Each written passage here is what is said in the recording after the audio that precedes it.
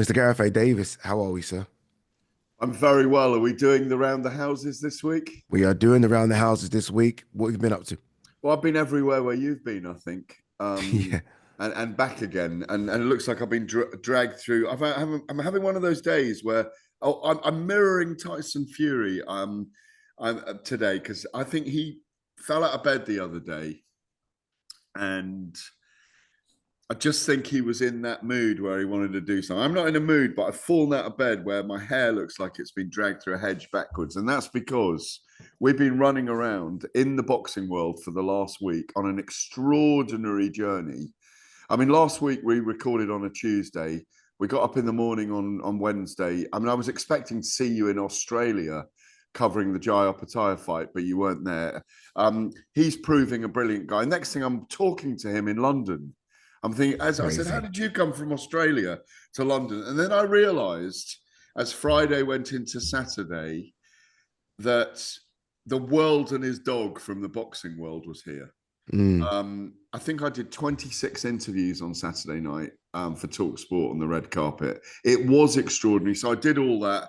Canelo, Shakur, Devin, Bill Haney, Ryan Garcia, Jaya Pataya, Lennox Lewis, Anthony Yard and Joshua Boazzi together, Fabio Wardley and Moses Talma together. On the Wednesday after we filmed, actually, by the way, because I watched Jaya Pataya's fight in my car, went to sit with Moses Talma to do a massive interview about his early life for the newspapers. Which was fascinating. Sat with him for 45 minutes, and what a kid he is. mm. With Francis Warren telling me that he could be for boxing what Lionel Messi, what Michael Phelps for swimming and the Olympics could Wow, be. So there was Ring Magazine Awards. You and I shared a little sherbet on Saturday night. That was lovely. you certainly Around did. about midnight with Sergio Mora. You can build that into your package. Sunday, I worked out and I swam. And then for the last 2 days, I've literally been in London doing interviews. Tyson Fury steals the limelight. Yesterday, all I was hearing was that Ben and Eubank was being signed. And yes, I did more interviews in London with Shaka Stevenson, with all these guys who are on that February 22nd card. I literally have woken up dreaming about boxers and interviews in my head. I feel like I've not stopped being around boxers for about the last week. It's been non-stop. How about you? Yeah, not as crazy and as chaotic as you. Certainly not. But it started quiet, and all of a sudden it just went bang. Obviously, we were both at the Ring Awards, which was, for me anyway, the biggest collection of fighters, past and present, that I've ever seen in one room. Yeah. Sensational. It's easier to say who wasn't there than who was there. And I guess who wasn't there, Fury, we'll get to that. Maybe Javante, Terence Crawford, but everyone else from the boxing world, past and Froch present. was there, wasn't he? Froch was there. We might have a little conversation about a certain Carl Froch Yeah, go on. on this show. We might do that. So we did the Ring Awards. Obviously, as you say, me and you went out for a drink with the Latin Snake, Sergio Mora, former world Love champion. Sergio, don't we? What a great guy. What a great Yeah, guy. Good to have him here. He yeah. doesn't come over to the UK that much. Monday was the big press conference that we were both at for Bivol Beterbiev 2, all the fighters in attendance, bar Floyd Schofield and Carlos Adames. And then you started to hear murmurings of Eubank Ben being done. And then, as you say, to steal the limelight, to steal all the headlines, considering the 2 days that we had, Tyson Fury announces on Instagram that he's retiring. And I was like, okay, this is perfect timing. All of a sudden, what Ring Awards, what Bivol Beterbiev 2, all the focus shifted to Tyson Fury. So it's been an interesting week in the world of boxing. Look, boxing never slows down. It never stops.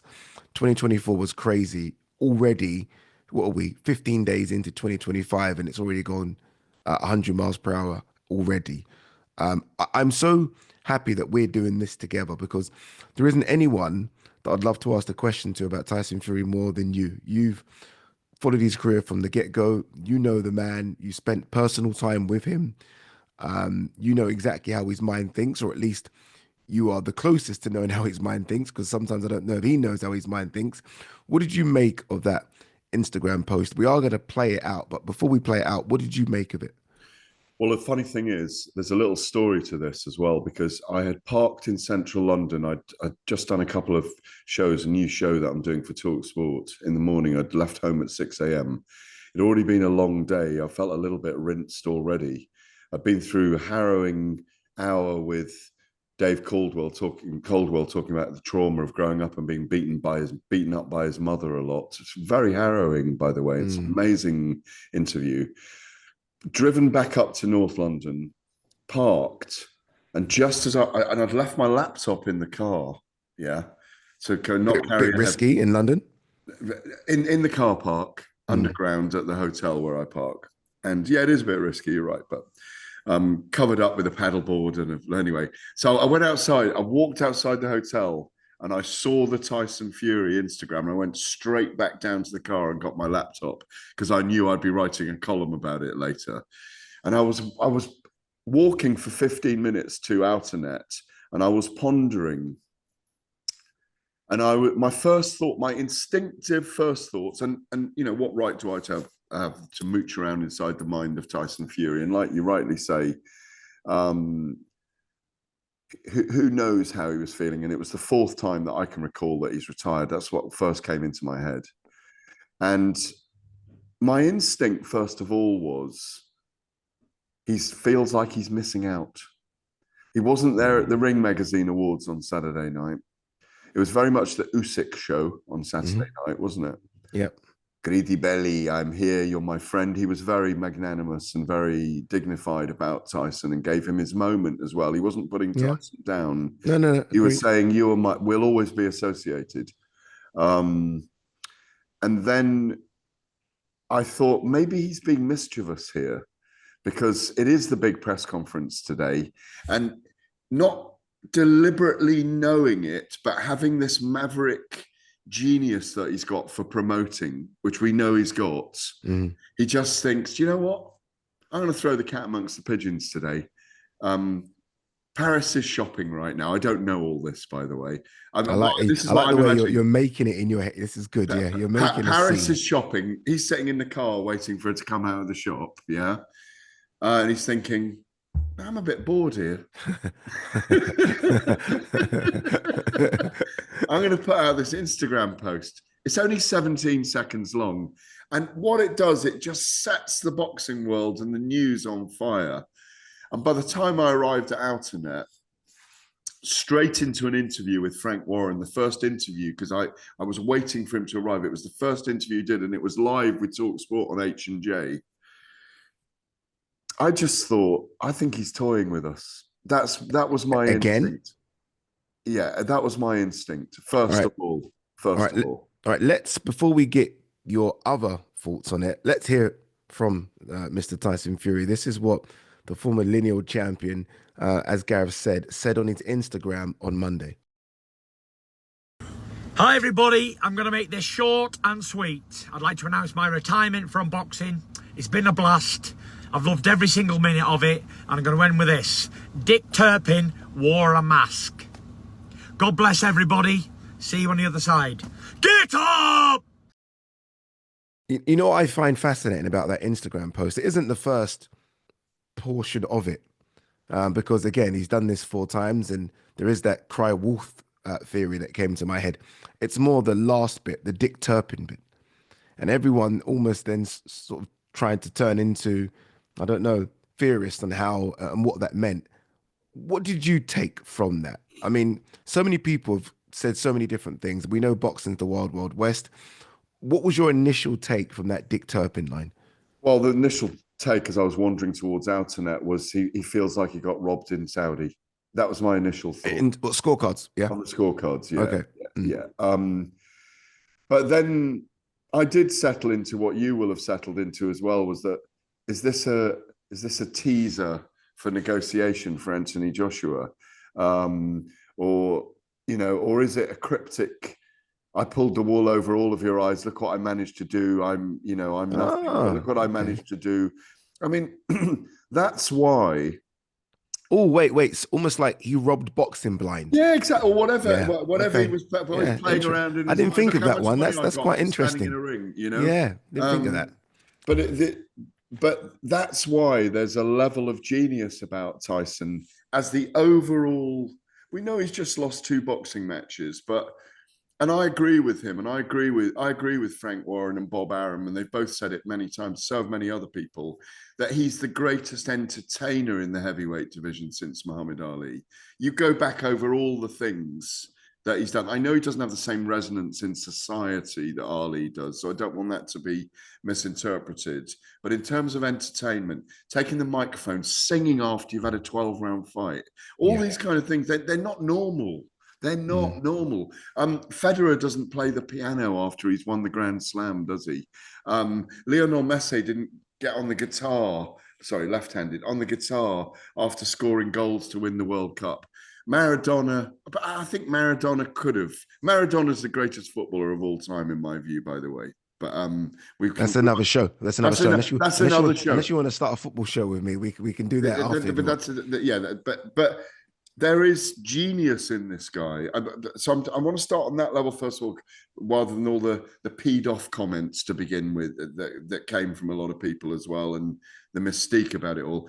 It was genius level because of the enigmatic mention of Dick Turpin, the highway robbery. Honestly, it's fantastic. The way he just threw that in right at the end and then just left.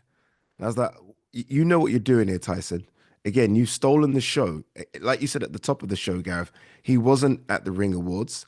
Obviously, there wasn't a press conference to announce his fight. It was the greatest fight card ever. And all of a sudden, that got put to the side because Tyson Fury's done a 20-second Instagram post, which completely stole the show. Okay, then. There you go. Do you, There you go. There's another level to it that Dick Turpin was he stealing the Monday press conference show there's as so well? much to it. It's fantastic, and I Maverick agree with you. genius. I Maverick agree with you. genius. Some people might, say, okay, what's Gareth referring to about the Muhammad Ali thing? I completely agree with you. There's not been anything like him in our sport since Muhammad Ali. Like, we go to events, and when Tyson Fury's not there, he's not there. Yeah. Like he's presence at these events is incredible, and he does sing. He does still the show when he's at a press conference. He's fantastic. Okay, do you think he is retired?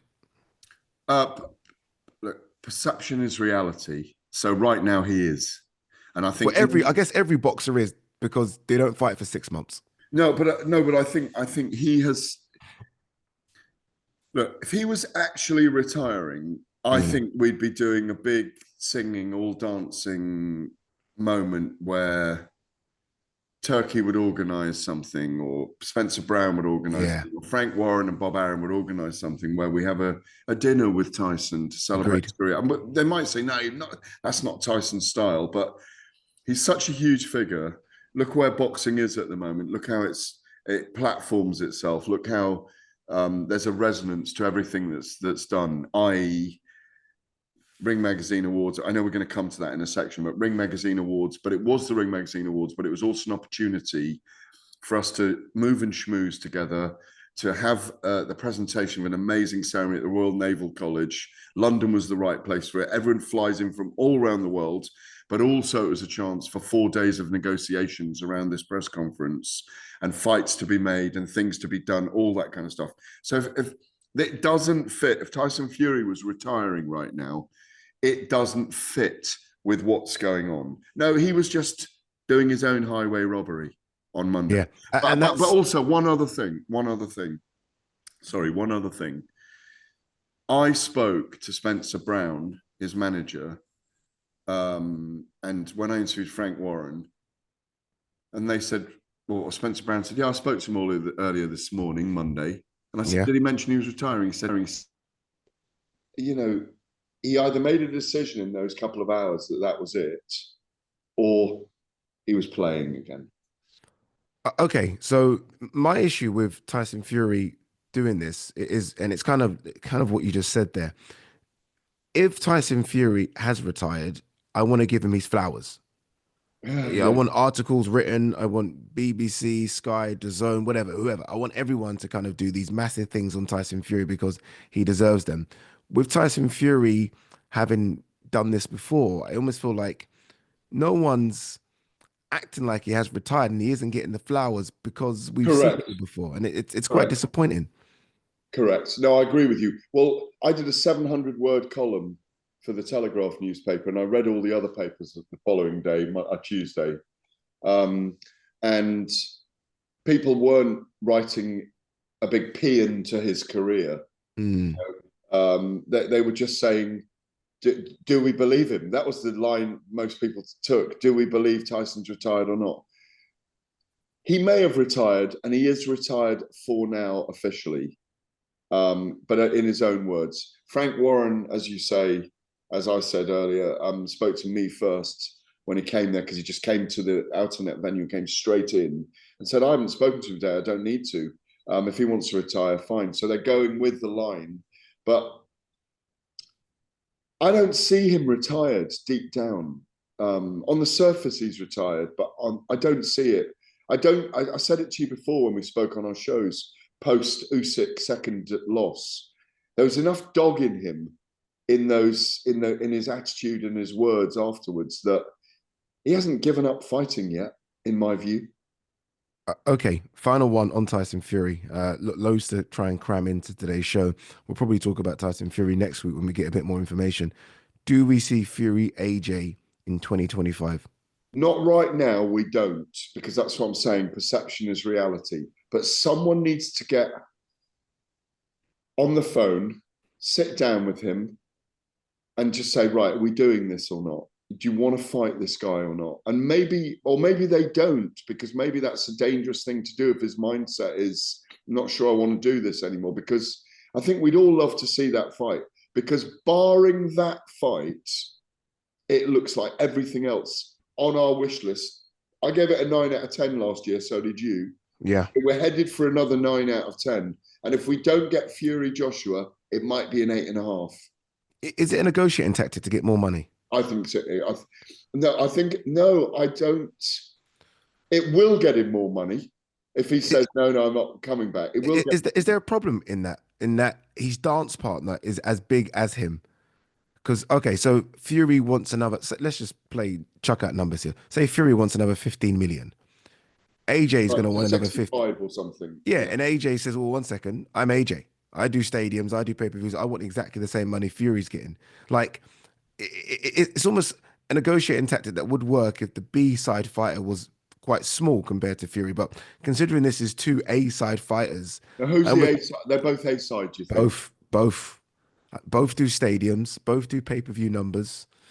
I think look, Tyson's obviously the better boxer at the moment, but in terms of just numbers on papers, in terms of what they both bring to this fight, it's 50-50. Who wins it? Tyson Fury. He's the favourite, I agree. Tyson Fury's the favorite. Tyson Fury's He's the the favorite. favourite, I agree with you. I think because of what's happened, I think it's a fight that's more important for AJ than it is for Fury. No, it's not. It's not actually. I think it's equally important for both of Equally, them. I that's why. agree with you. I agree with you. It's equally important because of the resonance that they've both had for a decade in the sport in our country and what they've both done for our sports. You know, whatever you pick through the weeds on positive and negative and this, that, and the other, they're both the A side. I agree. It's an equal fight. I think it's a minimum 50 million each for that. Yeah, Fight. minimum. With Tyson Fury's post, it could be now a minimum Hand 70 on million heart, each. hand on heart, both of us. Do we think it'll happen this summer? Absolutely. Me too. Absolutely. Me I too. think in the summer, we do see them, Wembley Stadium, 100,000, and it's the biggest fight we've ever seen in this country. Me too. I really believe it happens. All right. Loads, as I said, to unpack on today's show. You are listening to Find Out Extra on talkSPORT 2. Still to come, we are going to look at a prospective super fight between Canelo Alvarez and Terence Crawford. Canelo with Turkey in the last few days. Can you imagine the conversations going on behind the scenes in that little sit down? But up next, it looks like we're just 3 months away now from another big super fight. I'm talking Chris Eubank Jr. versus Conor Benn. Welcome back. You're listening to Find Out Extra on talkSPORT 2. Adi Oladipo, the great Gareth Davies. I woke up to numerous text messages, voice notes saying, Ade, it's done. I'm like, oh, what's done? Ben Eubank is finally done. And then I went to Turkey's page because he's the man that delivers this information. and he tweeted this: Eubank Jr. versus Ben is done. Thumbs up in April, London. This is interesting by the name of Fatal Fury City of the Wolves. Oh, it's like Dick Turpin all over again, is it? Again, it's like, okay, yeah, exactly. What does this mean? Not sure. He says, soon I will announce the day and location. It will be the Ring's first card in collaboration with the video game and SNK, and I will push to make the pay-per-view price 19.99 for the fans with a tough undercard. It's done. It's done. It's 2.5 years after their first fight was supposed to take place. We finally get to see Chris Eubank Jr. versus Conor Benn. All the negotiating is done. 55-45 rehydration clauses. It's happening. How do you feel? Well, if I criticise Turkey Al Sheikh, maybe I'll get an exclusive one-on-one interview with him right now, but I'm not going to. It's a little dig. It's a little dig at Carl Froch. That was. It was a little dig at the troll that Carl Froch is. Yeah, the super clown troll that Carl Froch is. It's interesting actually, Carl Froch. Look, this is a big segue. This is, but we'll come back to the Ben. Do it. No, it is interesting, isn't it? Because he has digged out a lot of what's going on in Saudi Arabia. And then when I saw a sit down, I was like, well, what's going on here? You know, I've seen him at a few events now. Obviously, he was at the Ring Magazine Awards. He was at the Ring Magazine relaunch, and it's the biggest U-turn I think I've ever seen. Margaret Thatcher on Europe, yeah. It's crazy, isn't it? I mean, he's moonwalking all the way back now, but it is what it is. It is what it is. Keep your friends close and your enemies closer. Yeah, I almost feel like there should be another line for Carl. One more. But look, I think he's finally got around to the fact that it's just boxing and good events are being put on. So why poo-poo it? Why poo-poo it? Yeah, look, we're joking around with this because Carl was obviously an adversary of the Saudi takeover of boxing, if you want to call it that. But far be it from Carl steal the headlines on this, even though he's doing a fantastic job with his YouTube channel. I've been friends with him a long time. He's doing a great job. He's bringing faces and voices and noise to boxing. No one should be. 2 weeks ago, 3 weeks ago, before Turkey Al Sheikh was in London, before we had the Ring Magazine Awards, Eddie, before we were talking about this monumentous week we've just had at the beginning of 2025, there were loads of the normal flaming shenanigans around Ben and Eubank. No, 55-45, the two sides acting like twerps publicly, frankly, in my view, because they should have been able to get this fight over the line without Eddie and Ben Shalom having to say, Turkey, can you sort it out, please? And they've both negotiated separately with Turkey to make this happen. It's become his event. It'll be sponsored by Riyadh Season, I'm sure. But it just shows where boxing fails, where we were failing before Turkey Al Sheikh and the Saudi Arabian. And I'm praising them here, and I always have done, because I saw their vision. I was very lucky to be in at the beginning and hear Turkey's vision personally for what he wanted to do with the sport, and it all sounded amazing. And he's getting it done, and he's done it again. And it does come down to money, and which is what happens in our sport. But frankly, without him, this fight might not have got over the line. Discuss. Yeah, I guess the question is why? Because the fight was over the line, again, as I said, 2.5 years ago. It was over money. They were arguing over money. They were arguing over 55-45. Who was the A side? Who wasn't?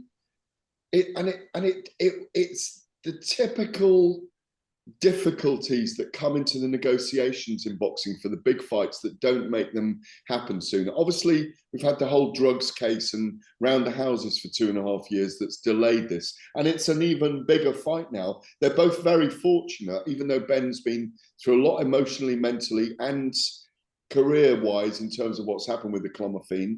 Chris Eubank's got 2.5 years older, which feeds into the hands of Conor Benn a little more.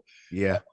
It doesn't we need to learn from this, in my view. But maybe it's just because it's business and it's money, and Turkey knows what he's doing, that he's got this over the line. Is it greed, or is it a case of it's a dangerous sport, get as much as you can? Because ultimately, as you say, with Turkey's involvement, look, they were going to get paid well 2.5 years ago. They're now getting paid more. 2.5 years later. Is that just greed and relying on Turkey to kind of just fill the coffers for everyone? Like, Well, it's going to be 1999, isn't it? Or he's going to try and make it 1999 for the pay-per-view. It will reach out widely to casual fans. So it was always going to make a lot of money. I thought they were always going to make a minimum of probably 5 million each. And because that's gone up. yeah, it's probably double. Yeah. It's probably double because they will make that money. It will reach out to the casual fans. I'm sure the next stage is working on getting both fathers at the press conferences and in the corners and all of those things, whether it be actually in the corner, I don't know. But having a presence there on fight night, having a presence in the 3 press conferences they do, and arguing over, Eubank Senior will be saying, my son should be allowed to go up more than 170 from the 160 weight limit, all these things.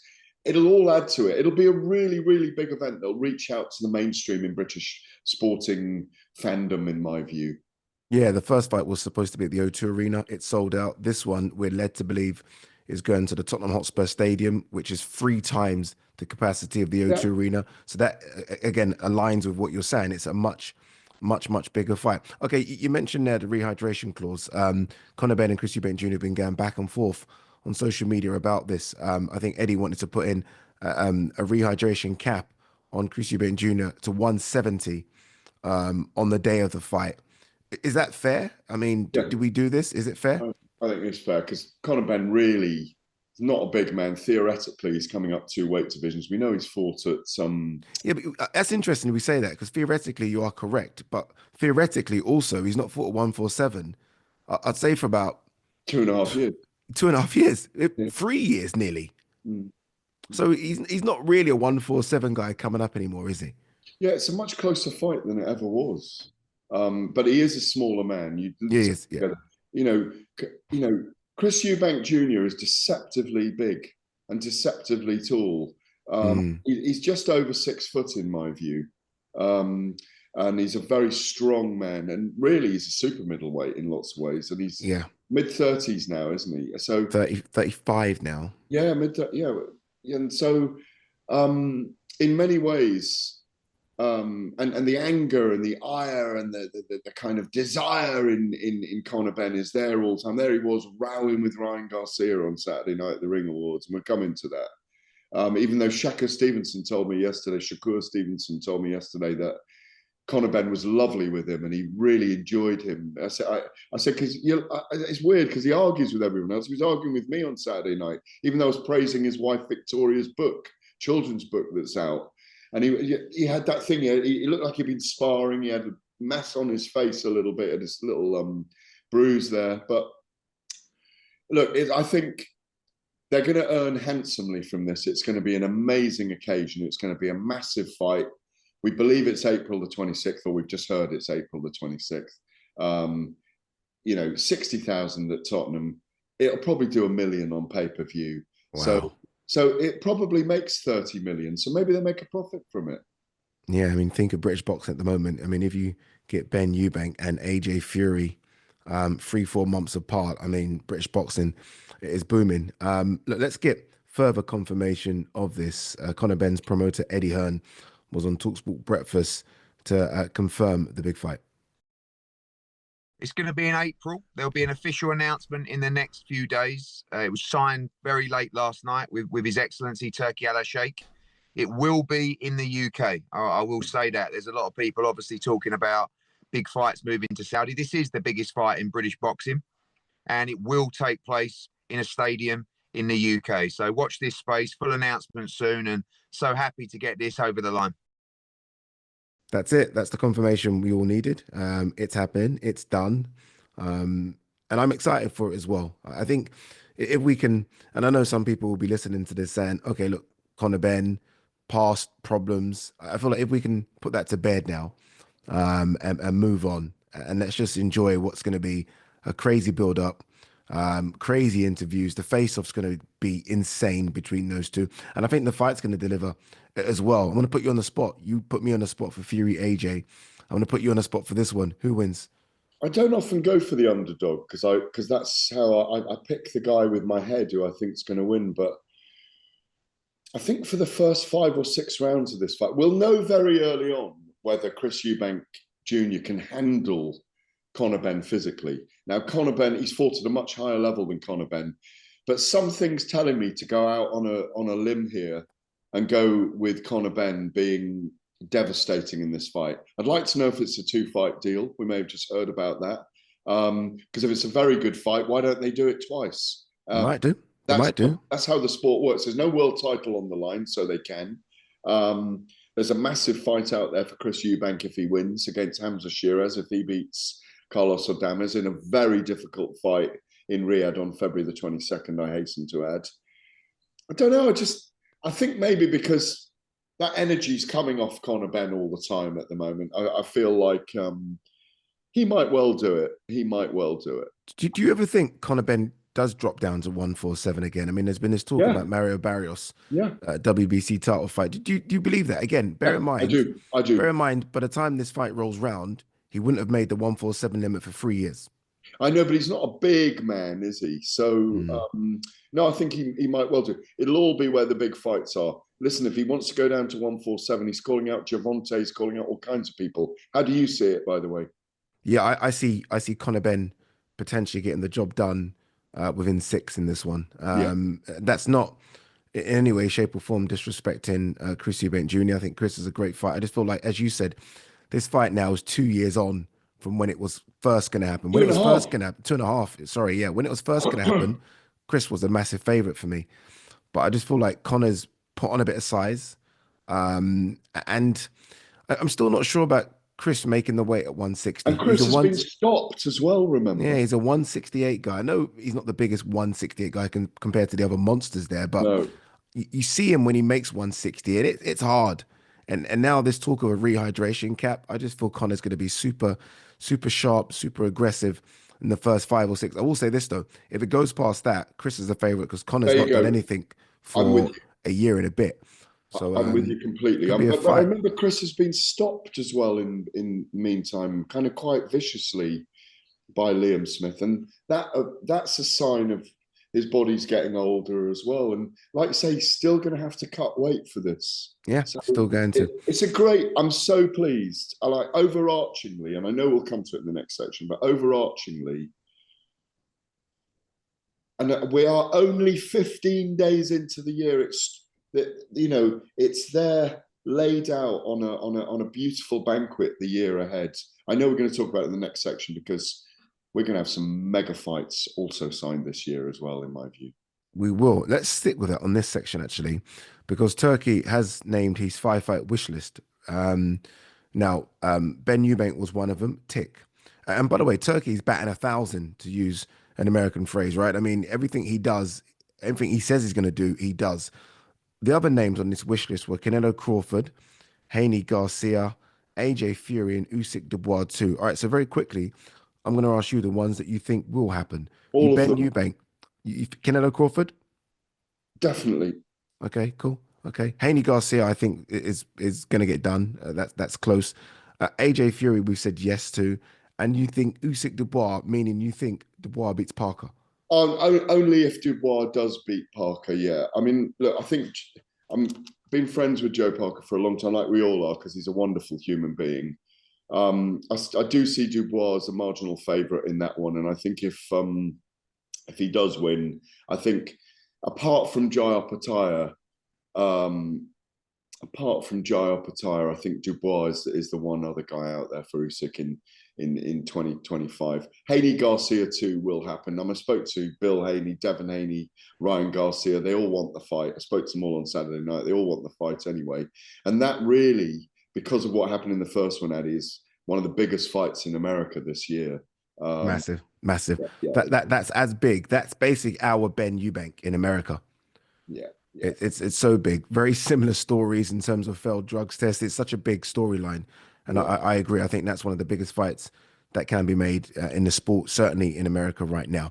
All right, you're listening to Find Out Extra on talkSPORT 2. We are going to get Gareth's pound for pound top 5 rankings next. And we're going to look back on what was an incredible award show last Saturday at the old Royal Naval College in Greenwich. The Ring Magazine Awards came to town. Welcome back to Final Extra on talkSPORT 2. Adi Oladipo, the great Gareth Davis. Me and Gareth were both smartly dressed on Saturday night. It was a very special occasion. It was the first Ring Magazine Awards under the new banner, which is now owned by His Excellency Turkey Al Sheikh. Every fighter was in attendance. Honestly, Gareth, my head was on a swivel. It was, what did surprise me. I don't get surprised as much now at boxing events, but when I saw Canelo's name on the list, I was like, Canelo's not turning up. I said, Canelo's not turned up to anything that sort of Saudi Arabia have put on. As soon as I saw Canelo walk through the door, I'm not often starstruck because look, I've spoke to Canelo, I've interviewed him, but I did find myself like, wow, Canelo's here. You got to speak to Canelo as well, didn't you? I mean, you shared a I few did. words with the I great did. Mexican. I did. I did, and I asked him. Well, two things. I was getting nudged by our film crew. Say, "Hello's here. You know him. Come on, let's do an interview in Spanish." But Did you do it in Spanish? I did a little bit in Spanish. I always used to interview him in Spanish, but the thing is, his English has got a lot better now, and Yeah. he's comfortable. He doesn't feel like he's going to make a fool of himself. It's fantastic to see him. Known him a very, very long time, nearly 20 years I've known him, and it was great to see him there. And moreover, as the night went, I did ask him about Terence Crawford, and he said, "Yeah, yeah, it's a fight I'd like to have. I'd like to have 5 or 6 more fights before I Oh, retire." He told me, and in my view, he didn't win an award at the Ring Awards on the night, did he? no. And therefore, and he's that big a figure to have come in from Mexico that there, when he didn't win an award on the night, I just thought, nah, negotiation with Terence Crawford, who missed his plane not to get Yeah. the awards, but ended up in London, I think, He did the day yeah, after, and it the day annoyed me after. Yeah, greatly. yeah, because I spoke to Julie, his agent. She said, "Oh, Terence has missed his flight, so he missed the Ring Magazine Awards." The mere fact that both men flew in to have a meeting with Turkey Al Sheikh means that fight is definitely on this year, in my view. Yeah, that's all I thought. As soon as I saw him, nothing else came to mind apart from that. I was like, 1 second, if Canelo's here and finally we get that photo that Turkey likes to do when a fighter is in town, and that photo just says everything, doesn't it? As soon as I saw Canelo and Turkey in that photo, I'm like, negotiations have taken place for what is a super fight of all super fights in America. I mean, Absolutely. this is T-Mobile Arena. This is 20,000. This is gate receipts that I don't even want to think about right now. Not Where do you Team think? Arena. Where I do you think it's think? Raiders Stadium. Oh, you think it's that big? Yeah, of course it's that big. It is enormous. And but finally we've got a fight in America, Eddie, that mirrors the stadium fights we've been having in the UK. There is no question. And what is it, 80,000 arena? 80,000, Yeah. 80,000. Yeah. There's no problem as and it's covered, isn't it? You know, so That's the important question. But then again, look, with it being in America and it's going to be summertime potentially, it doesn't even matter if it's covered or not. Even if it's outdoors, they're luckily enough not to have the weather conditions that we have. I love it. Two completely different demographic fan bases. Obviously, you've got the Mexican Americans, you've got the African Americans as well. It ticks every single box. So well, we've gone from thinking it wouldn't happen. Now we're both in belief that this is done. It will happen. it will definitely happen in my view. 100% it will happen this year. It's a fight that Terence Crawford loves. It's Hmm. a fight that Shakur Stevenson told me on Tuesday um, this week. I've been wanting this fight for ages. I've been calling for this fight for ages as well. I've always thought it was a super fight. Crawford's got the wherewithal to look after himself against a bigger guy. And if you've been around Terence recently, he's really thickened up as well. Yep. Um, and they're pretty much the same height. They're both in their mid to late 30s. Yeah. Terence is the older man, weirdly. It's a tremendous fight. I don't want to pick a winner right No, now. no, no. That one is a fence sitter until we get Yeah, confirmation yeah, and get closer. And what yeah. I love about it as well, although they are both mid to late 30s, as you say, which they're both still pound for pounders. Crawford is considered at worst number 2 or 3, at worst, and Canelo is floating around 5 or 6. So these is two guys, yes, on the decline, if you like, in terms of at the peak of their very high powers, but still two of the best fighters in the world. Yeah, no which says a lot about it. Crawford moving up a couple of weight classes. Comfortable with that? 154 to 168? yeah. Oh, we're making it super middle, do we? Yeah. Yeah. He'll be fine at super middle. He'll be absolutely fine. Mm. This He's is got the this skills. He's got the skills. and the skills pay the bills, baby. They do. Exactly. Yeah. That's the super fight then that we think will happen. When you think of that and you think of what Turkey has done, and look, we like to praise Turkey, but we only praise him because of how he's changed the sport in the last 14 months. I mean, that almost seemed an impossible fight to make. That's made. Bivol Beterbiev financially was never going to happen. No one wanted to put that on. That's happened. We've had back-to-back fights. Fury Usyk twice now. That's going to happen. Garcia Haney. That's going to happen. I mean, it's insane what's Well, happened in and 14 months. I think the other one we will get is Javante and Shakur at some point, and Javante and Devon, Javante and Tio. Obviously, we've always had Javante and Ryan. I don't think we'll see that again, but we will see Ryan and Devon again. But also, the what he's done is he has got a lot of advisors. He has taken the best advice in the industry, Mm, but they've made good decisions. There have been some mistakes about events taking too long and going too late at night and things like that. And there was a criticism of the atmosphere, and there is still infrastructure to be created in Riyadh if they can have more big events there for fans to come. People love to have a drink. Will they ever be able to have a drink at a boxing event? mm. All of those kind of things. But look what he's done with the heavyweight division. The decisions have been good. Yes, they've got the money, but the decisions have been clever.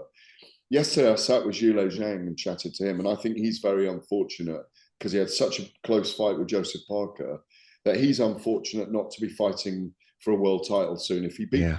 Ajit Kabayel on February the 22nd, I think he'll get big events in Beijing and Shanghai, projecting that forward. And I think we'll get that this year because him against Bakoli, Oh, man. as well, fights in Africa as well. Martin Bakoli, Zhile Zhang, Ajit Kabayel.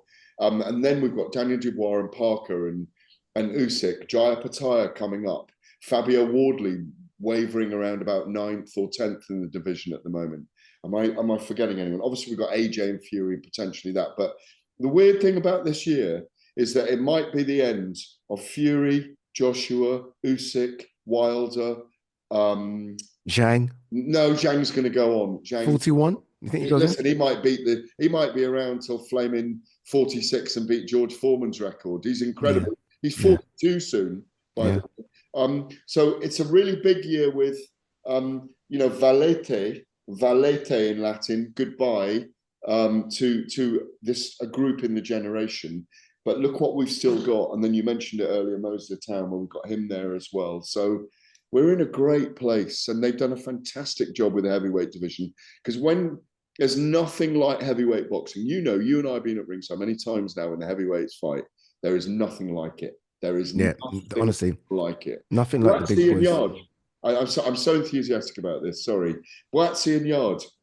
If Bivol and Beterbiev fight and Bivol wins this time and they go to a third fight, we've got the potential for Boatsy and Yard, if Boatsy beats Callum Smith, for them to fight for one of the belts that have become loose by the end of the year. There's so many things that 2024, we talked about this a couple of weeks ago, set up for 2025. Some really, really healthy position. All right.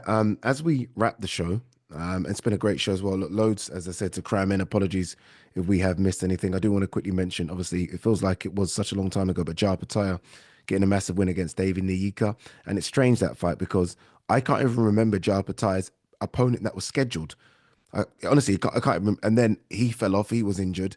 David Nyika comes in, and it becomes this massive event down under. So congratulations to all of those people that worked on getting Nika the opportunity. Wasn't ready, but he'll come again and be strong. I did want to get, Gareth, from yourself, your pound for pound top five, right? I mean, these pound for pound discussions seem to annoy some people. Some people love them. Your top five pound for pound right now, and as a caveat to it, who will still be on that pound for pound list at the end of 2025? Well, I'm going number one, or I'm going to go in reverse order. My number 5 is Saul Canelo Alvarez. This is going to be interesting. Yes.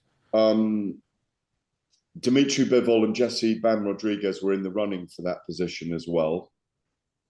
Artur Beterbiev is number 4. Mm-hmm.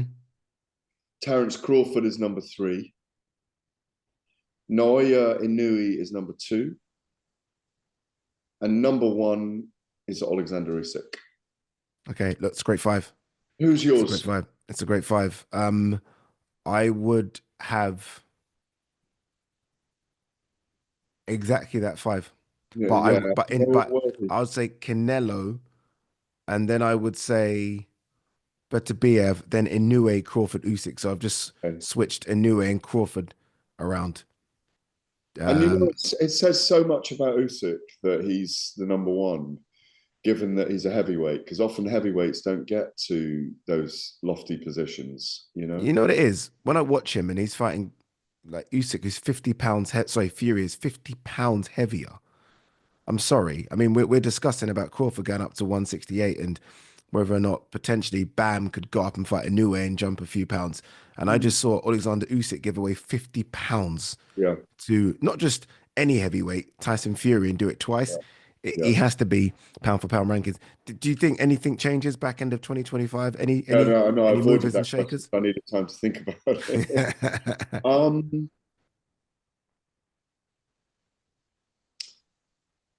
I think Usyk beats Dubois.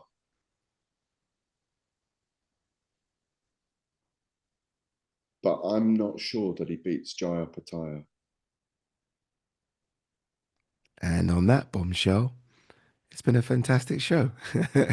Thank you so much, as always. Thank you to the great Gareth A. Davis. You have been listening to Fight Night Extra on talkSPORT 2. Remember, if you've missed any of this show, you can listen to it as a podcast. Find it under the Fight Night banner on the talkSPORT app, on YouTube, or wherever you get your podcasts from. We will be back with another bumper show next week. On AM, on DAB, via the talkSPORT app, and on your smart speaker. talkSPORT.